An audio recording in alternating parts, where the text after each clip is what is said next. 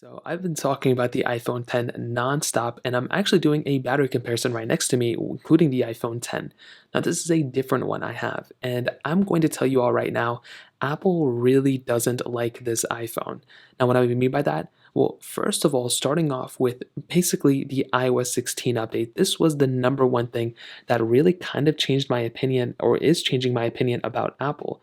I think they did such a perfect thing with the iPhone 10 back in 2017, but since then, they've been limiting the amount of, they've just been doing such nonsense with the design of iPhones and with, I guess, the smaller updates per cycle. I mean, to give you some perspective, the battery test that I'm doing right now, you can see from the iPhone 10 that I have here from 2017, sorry about the brightness, to the iPhone 10R, 11, 12, and even the 13 all the way at the end.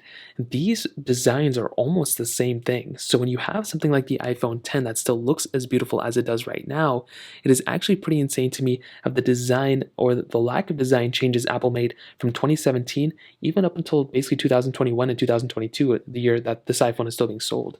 So because of that, Apple has to make a lot more differences within the software.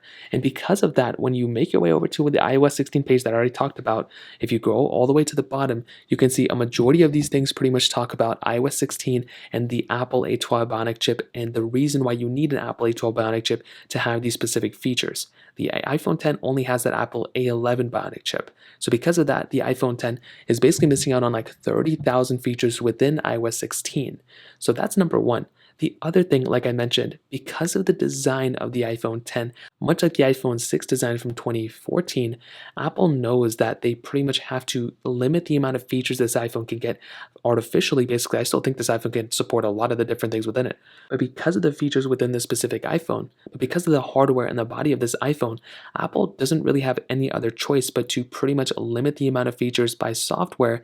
And honestly, they don't want people keeping their super old iPhones around. They want them to go ahead and update as much as possible because that'll make them more money. They want you to spend $1,000 or whatever on the latest phone, which is fine, but it's also completely understandable. And you have to really kind of get this through your head that because Apple did a great job with this design and with this iPhone in general, they have to just basically make people want to update without really saying it. So by this iPhone not getting a lot of the features within iOS 16, including all these Siri improvements, live text that came with the last version of software, which is not supported here, and honestly, even stemming with the landscape Face ID that, I guess is only for the iPhone 13s, those are some things that I feel like could still even be supported on the iPhone 10, but for some reason aren't. So I personally feel like with the iPhone 10, Apple really doesn't like that they did such a great job with this iPhone because it's really showcasing to people that Apple is kind of limiting a lot of different things with these phones for no reason at all. So I would love to hear your thoughts about this. Let me know in the comment section below. Hit the like button, that would mean so much, but definitely hit that subscribe button. More importantly than everything else, I love every single one of you guys. Hopefully I'll catch you guys in the next video. Peace out.